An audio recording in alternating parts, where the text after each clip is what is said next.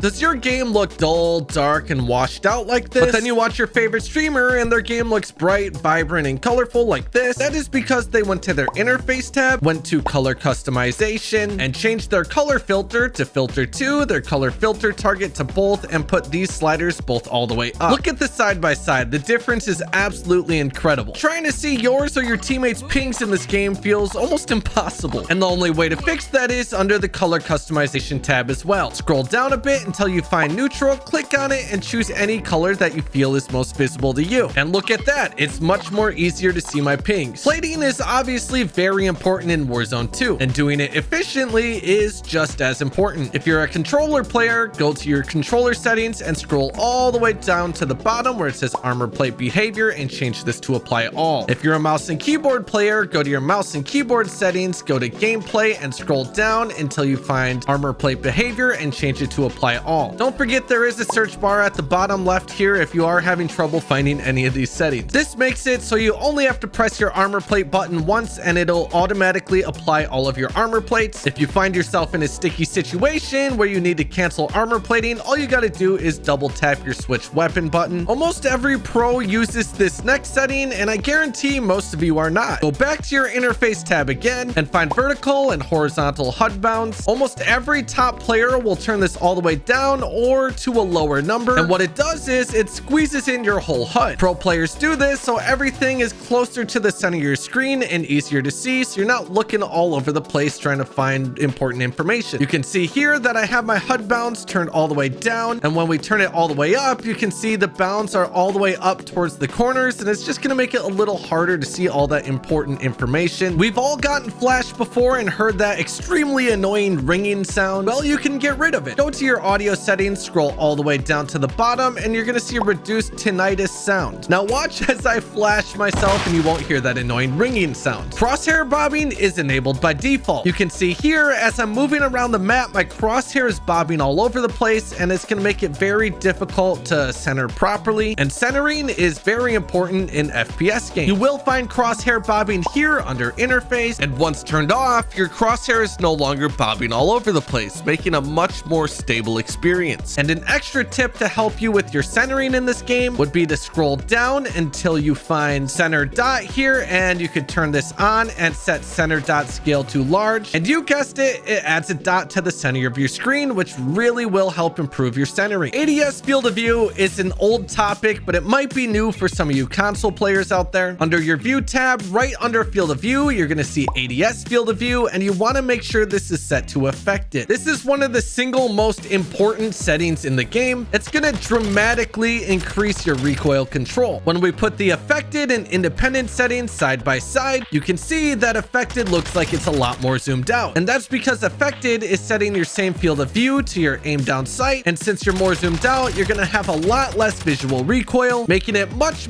easier to control recoil and hit those enemies at range. Aim assist is absolutely incredible in this game, but what makes aim assist so broken is actually something called rotational aim assist, and I've covered rotational aim assist in other videos, so feel free to check them out if you don't know what it is yet. But in order to activate rotational aim assist to its strongest effect, you need to set your aim response curve type to dynamic and change your aim assist type to Black Ops. In a recent video, I said that Black Ops aim assist was nerfed, but it does still feel the strongest to me out of all the settings. Another helpful controller setting is backpack alternate control. When we switch this to on, it makes it so when you're looting backpacks that you can use your left analog stick to navigate through the backpack instead of using your D-pad. There's another controller setting called interact/reload behavior, and you want to change this to prioritize interact. Prioritize interact makes it so if reload and interact are available simultaneously, you tap to interact and hold reload, making looting significantly faster. But if there's nothing in the area to pick up, you can just tap your square or X button to reload. If you're enjoying this video, you'll enjoy my Twitch streams, which I do Monday through Saturday mornings. It's just twitch.tv/Webzy. Link is at the top of the description. Come say what's up in chat. I'd really appreciate it. Getting to the ground before your opponent is very important, which is why we want to turn parachute auto deploy off. This setting can be found in your mouse and keyboard settings or your your controller settings depending on which you play on. If you keep this setting turned on, the game's going to automatically deploy your parachute at too high of a height. Whereas when it's turned off, you can pull your parachute much lower and it's going to help you get the jump on opponents. Just don't be like Tim the Tatman and break your ankles. Snipe, did you see me get sniped or no?